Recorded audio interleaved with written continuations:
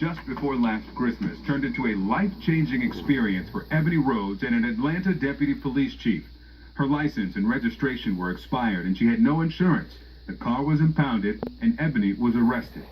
I was like, oh Lord, oh Lord, oh Lord. That's when Deputy Police Chief Jeff Glazier got a call. And on the ride to the police station, one of his officers asked her about something he noticed in the back of Ebony's car. We were getting everything out of the car. We were getting a whole lot of bags, a whole lot of clothing and everything. And I told him, hey, this is our home. This is where we were living.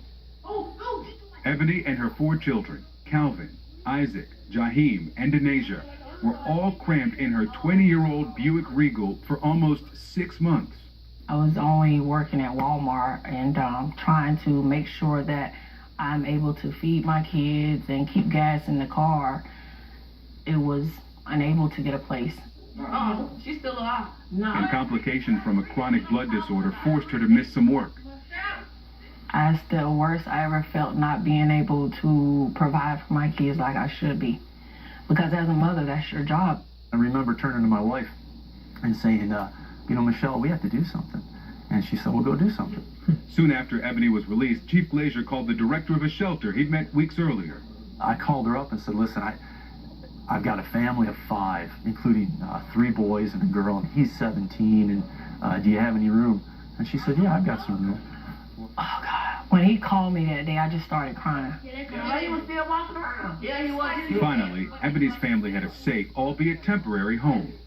Staying in the shelter is not optimum. I consider that the whole time just to be a short-term solution for this family. So he helped them find this apartment and has become a reliable friend and mentor to Ebony and the kids. I would describe him as, putting him as like a person that helps families get into a better place and not in a bad situation. Chief Glazier says it's easy to help Ebony. It's not like she didn't want to work. When I first met her, she had 2 jobs. She was working at Walmart. She had another part-time job. And so she's trying to do the right thing. And Chief Glazier has started a GoFundMe campaign to make sure they are never homeless again. You want to be a striker. Or did you want to be a striker? Ebony knows she's not in this fight alone. That is my family away from family. The whole APD is my other family. We'll see you, Ebony. All right, see you. And she's looking forward to the new year. Good job today. Thank you. Thanks in part to the officers of the Atlanta Police Department who go beyond the call of duty.